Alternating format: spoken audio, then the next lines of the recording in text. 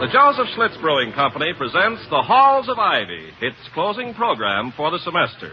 And would like to take this moment to thank you not only for your attendance at Ivy, your thousands of complimentary letters and friendly messages, but for your very evident interest in Schlitz, the beer that made Milwaukee famous. We hope that come the fall reopening, see your local papers for the exact day and time, we'll find you again enrolled in our college to audit the course, as they say in academic circles. And now, The Halls of Ivy, starring Mr. and Mrs. Ronald Colman. The halls of ivy that surround us here today. Welcome again to Ivy. Ivy College, that is, in the town of Ivy, USA. Night has descended upon the Ivy campus. The athletes have surreptitiously stubbed out their last illegal cigarettes of the day. The weary professors have settled down with their restoration novels or gone to Western movies. The Kappas and the Deeks and the Sigs and the Fidels have gone to their Greek slumbers. And at the powerhouse, the home of Dr. William Todhunter Hall, president of Ivy, and his wife Victoria, formerly of the English stage, the Sandman is getting a trifle impatient as the doctor says... You're still awake, Victoria? I'm sorry, darling. Did the light waken you? Can't you sleep? I'm about to. I've been turning a problem over in my mind, looking for a solution. I think I've found it. That's fine. Good night, darling. Good night. Do you know Annie Belle? Do you know Annie Belle? How does it go? It's not a song, it's a girl. That's fine. Sleep well, darling. Thank you. You too. She's the problem. That's fine. Pleasant dreams. Same to you. I found her in tears this afternoon in front of the administration building. I introduced myself and asked her what the matter was. Guess what she said? Who? Annie Belle. How does it go? She said she was graduating from Ivy High this summer and that she'd applied for admission to Ivy College and been accepted. And now her father won't let her attend. Well, why not? Well, he doesn't seem to believe in higher education. She's heartbroken, but he refuses to budge. That is a problem. You say you have a solution? An excellent solution. What is it? I'm putting the entire matter in your hands. Good night. Good night. In my hands? Victoria, what have I to do with it? What have I to do with Annie Belle? Who? Annie Belle. How does it go? Vicky, I can't interfere in a family relationship. Yeah, but she's a brilliant student. You're always saying how much you want brilliant students at Ivy. Yes, but I can't go about capturing them with butterfly nets. Well, Toddy, she wants so very much to be one of us. And her father's so dead set against her going to college. You should hear the things he says. What does he say? If it's anything you can repeat to my unsophisticated ears. He says Ivy is overrated. The faculty members are crackpots. You are a pantywaist. The governors are knuckleheads. The curriculum's a batch of junk. Yes, that's enough, Vicky. That's enough. Pantywaist? What's her name? Annie Belle? Yes. Her father is Ira Belle. Ira... Oh, you mean the member of the Ivy City Council? Yeah, that's the one. Oh, no, Vicky, I'm sorry. Now, I positively can't interfere. The friction between the town and the gown is too great as it is. Well, you could speak to the man, Tom. Oh, I'm sorry. No. I'd merely seem officious, if not impertinent. Annie told me she's in the park every Sunday morning with her father. Why not chat with him tomorrow when we're out walking the dog? No reason at all. Except we haven't got a dog. Well, we'll walk Professor Quincannon's dog. Let Quincannon walk his own dog. Or vice versa. It's large enough. I remember when that dog was a tiny puppy, you could hold in the palm of your hand. Now the only way he can be distinguished from a large horse is that horses almost never try to sit on your lap. No. I want nothing to do with Quincannon's dog. They're all away for the weekend, and I promised to look after the animal. So please say you'll speak to Mr. Bell, Toddy. Well, let me think about it, Victoria. I'll decide during breakfast, all right? I suppose so. Good night, darling. Good night. Panty-waist, indeed.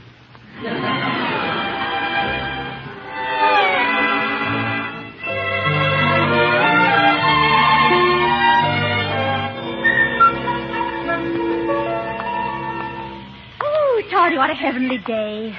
Smell the grass. Yes, lovely.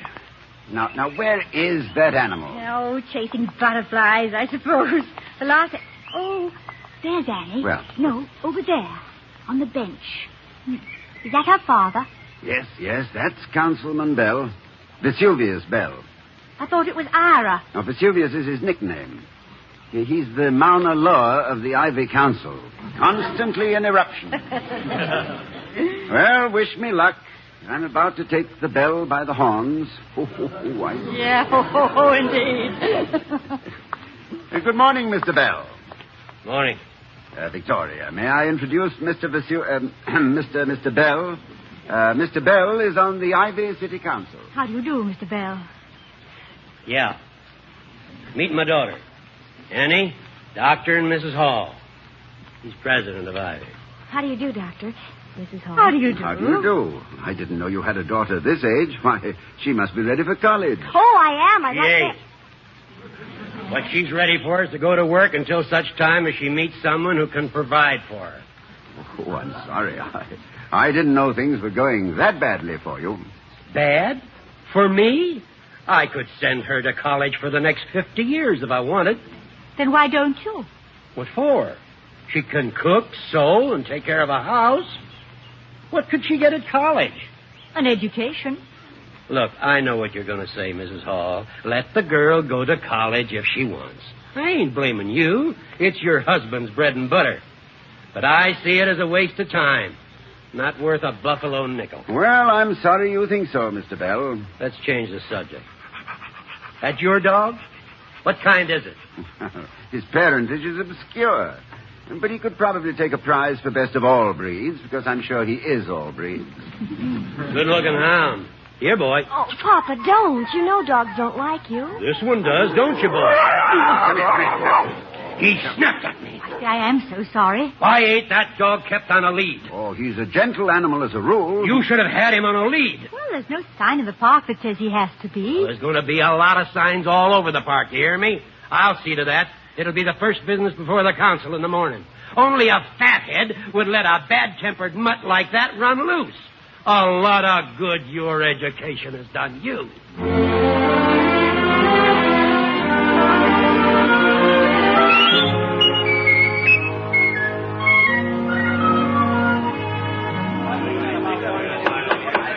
Gentlemen. Now, is there any new business? Mr. Chairman. Mr. Bell. Yesterday in the park, a dog running loose come along and took a nip at me. That's a threat to the safety of everybody in town. I move that signs be put up all over the park. I've wrote one out. No dogs must be brought into this park except on a lead. Mr. Chairman, is a private citizen permitted to speak at this council meeting? Is it open? Oh, it's you, Dr. Hall. I thought I saw you sitting there. Yes, you're allowed to speak. Thank you. I object to the wording proposed by Councilman Bell. Will he repeat it, please? No dogs must be brought into this park except on a lead. Well, does that mean it's all right to take the lead off the dog once it's in the park? I suggest the councilman could stand some education, particularly in the use of the English language. Mr. Chairman, I don't need no highfalutin. Mind your temper, Ira. It don't need an education to put up a sign in the park. I take back that sign and I offer this one. Dogs are not allowed in this park without leave. Now, Mr. Chairman, such a sign is addressed to the dogs and not to the owners. Is the dog supposed to read the sign and then trot home and put on a lead? Councilman Belle's education seems to me... my education out of Order! Order in here! Order! Mr. Chairman, here's one he can't object to. Owners of dogs are not allowed in this park unless they keep them on leash.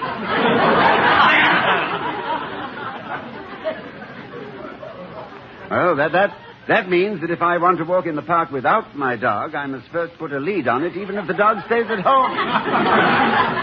If that's what Councilman Belle had in mind, I think he stated it remarkably well, because... There's no reason in the world why you... Order! Order! Dr. Hall, are you trying to hold this council up to ridicule? Oh, certainly not, Mr. Chairman. Possibly you wouldn't mind framing this simple order. Well, it should read, dogs who... people whose dogs... that is... dogs owned by people... I ain't got a dog. Anyhow, I'm chairman here. With the greatest respect, sir, it appears to me that Councilman Belle's education has been neglected, and that this matter should be referred to someone with enough knowledge of English... I don't need no long-haired pantywaist to tell me what... Order! Order!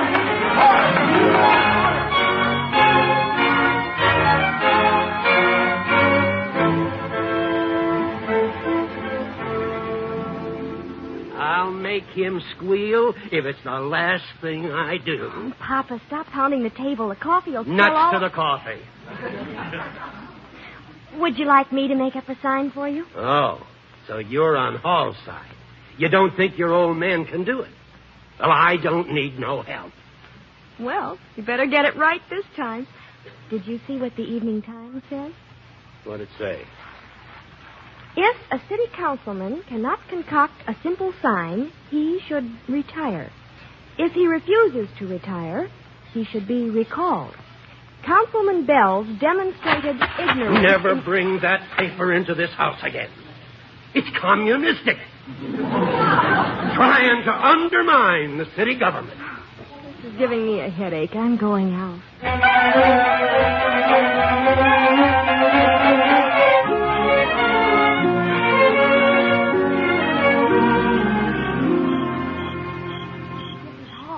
Yes? Who is it? Annie Belle. May I see you for a moment? Oh, of course, my dear. Come up on the porch.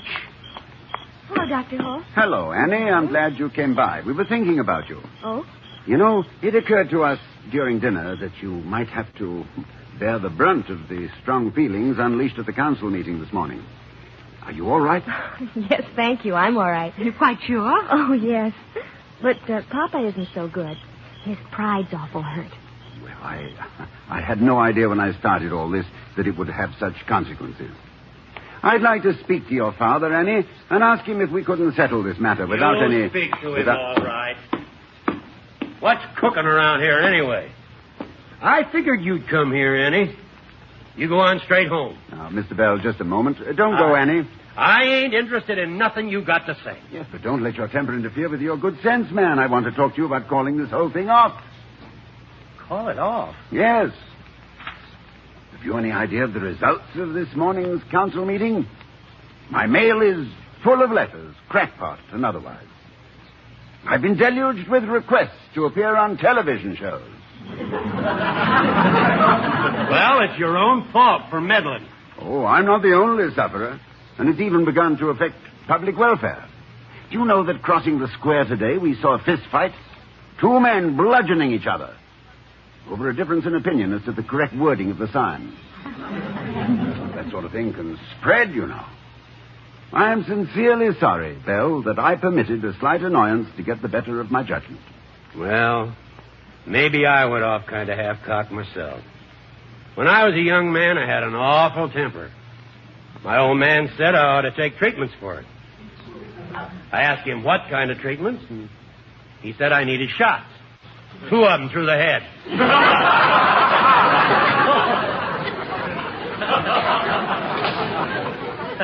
Well, what do you suggest? Simply that I will not be at the meeting tomorrow. You can then say that you feel the matter of signs in the park should be dropped. And in 24 hours, the whole thing will be forgotten. You sure you won't be at that meeting? I promise. You know, all of this started through a sincere desire on my part to point out the advantages of a good education for your daughter.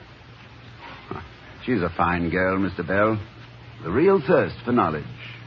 I'm amazed that a man of your means would stand in her way, but, as you say, she knows how to cook, sew, and keep house, and that's enough. Until the right man comes along to take care of her.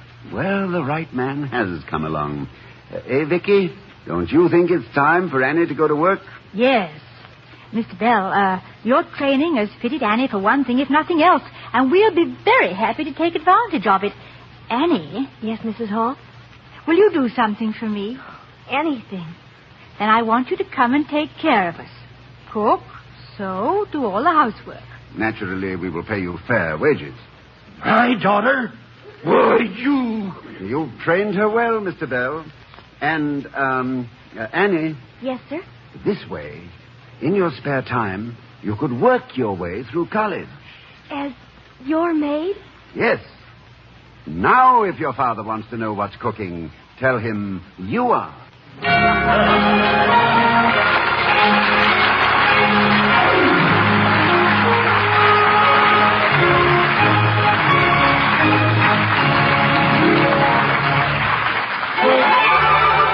I was curious. I tasted it.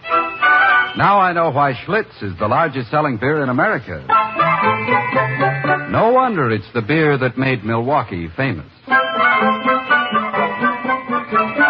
We'll return to the Halls of Ivy, starring Mr. and Mrs. Ronald Colman in just a moment. But first, let's hear from a man who got a wrong number that turned out all right. It was one of those hot, humid evenings last week, and I was slouched in a lounge chair on the terrace trying to get cool when the telephone rang.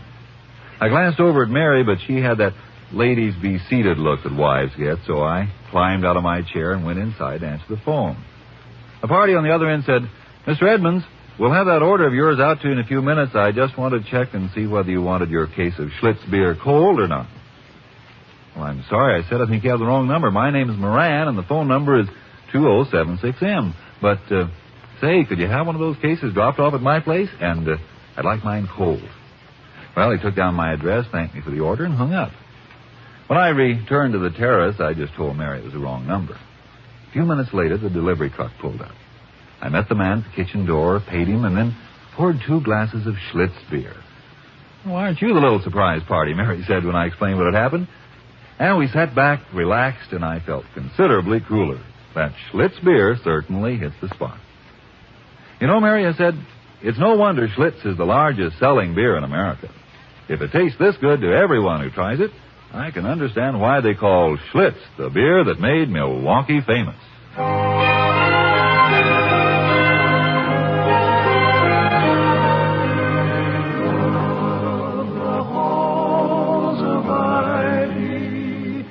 That surround us here today.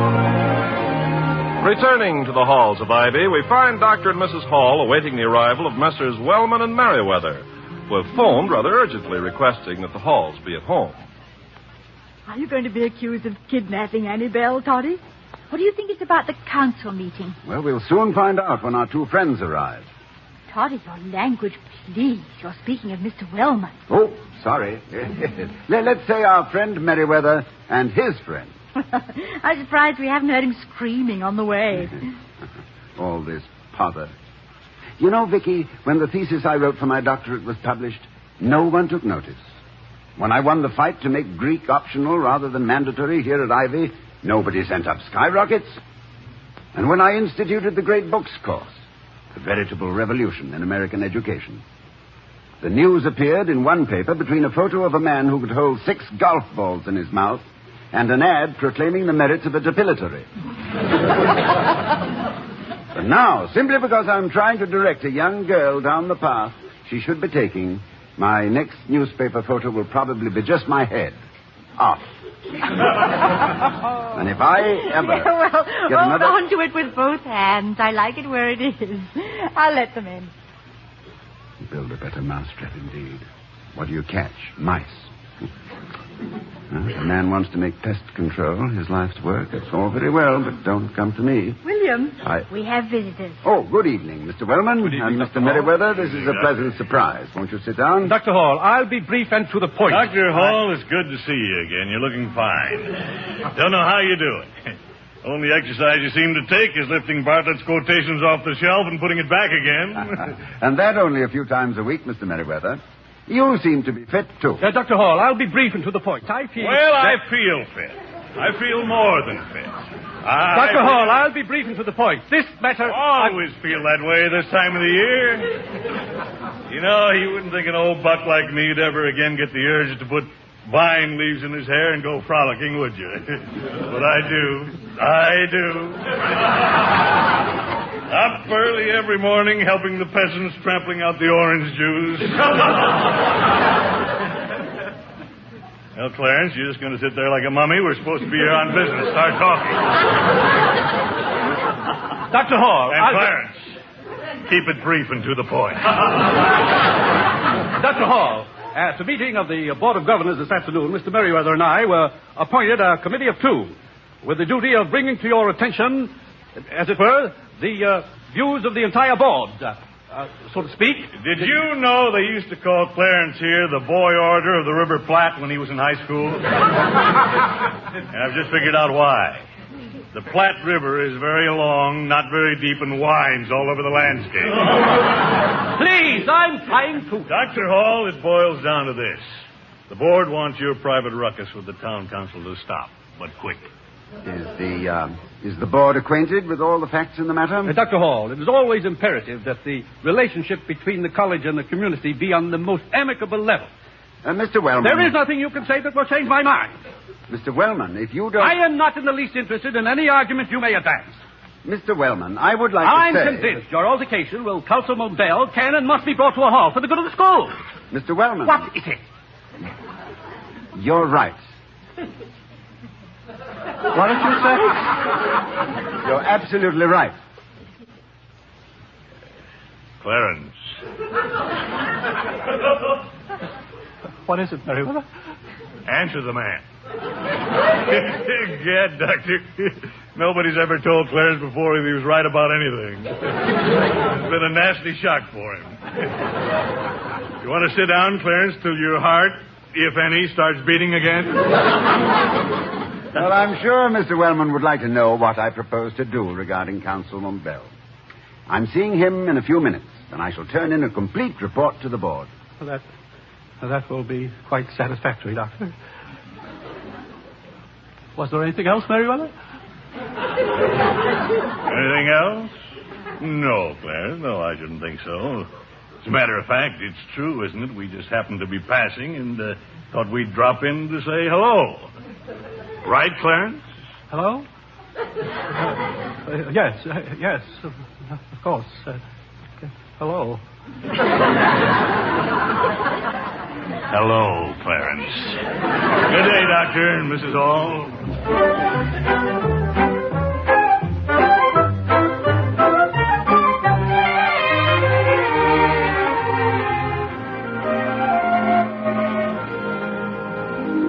I'm glad you stopped by, Mr. Bell, now that the excitement's over. Dr. Hall, do you think that exhibition in the council meeting proved that I'm just an ignorant farmer? Oh, not necessarily. I think, however, it did prove that you were not equipped to meet me or anyone at Ivy in a contest which called for educational ground rules. If you were embarrassed, it was because you issued a challenge to an opponent in a heavier division. Well, believe me, I've heard plenty about it. Everybody in town has been pulling my ears. Well, and I'd like to make a confession to you, Mr. Bell, about that sign in the park. Yeah? What about it? Well, I was being intentionally picayune about it. I doubt if there is any way to write such a sign that could not be criticized. So it was just a trick to teach me a lesson. No. Well, I've been an obstinate man all my life. Only time I'm really licked is when I find out the other guy's right. That don't happen very often. It did this time. And your daughter? Why should she have to work her way through college just on account of her old man's stubbornness? Well, I think that's a very generous way to look at it. Not generous at all. I got plenty of money. When you're wrong, you got to pay off. So long, Doctor. Keep an eye on Annie. I will, Mr. Bell. Good day. And come again. Ooh, there was such an absolute silence in here I couldn't help coming in. I thought you'd killed each other. On the contrary, my dear, everything is peaceful. We both hit the sawdust trail, saw the light, and are now walking together, hand in hand, into the sunset. And while the golden sun is slowly sinking into the western hills, you can sing me the last verse of Annie Belle. How does it go? The iron hand has been lifted. Now, when the right man comes along, she can not only sew and cook and make the beds, she can assault him with rhetoric and calculus. I hope I haven't ruined an otherwise happy marriage. I don't think so, Toddy. Well, after all, I could read and write, and we've been happy. But I can still write. In fact, I've written the perfect sign for the park. You have? Sure, it's easy. What does it say? It says, "Children and dogs welcome in this park under any and all circumstances." Now, why couldn't I have thought of that?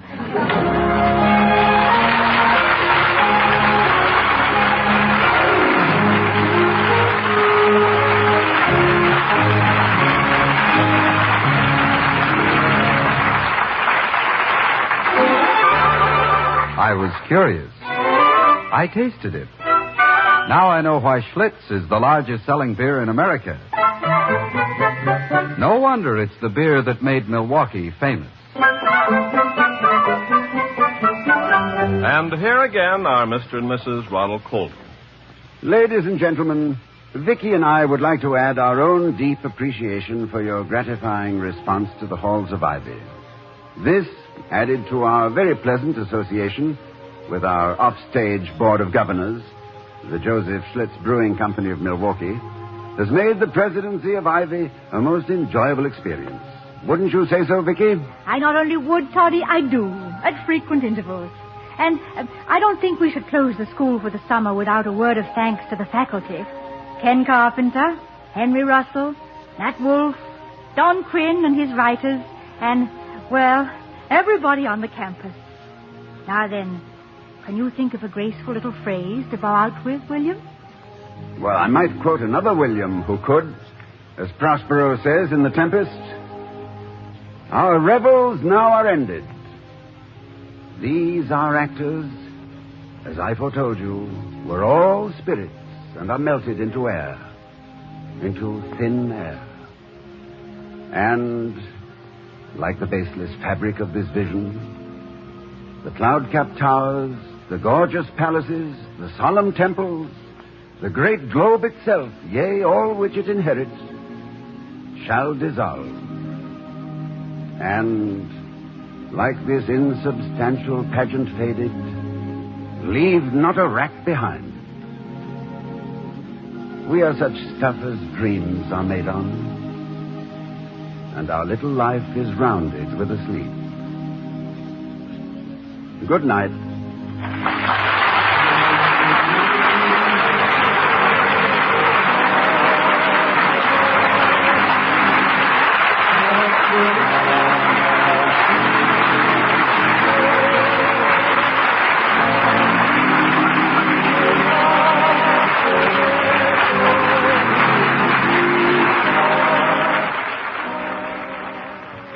The preceding program was transcribed.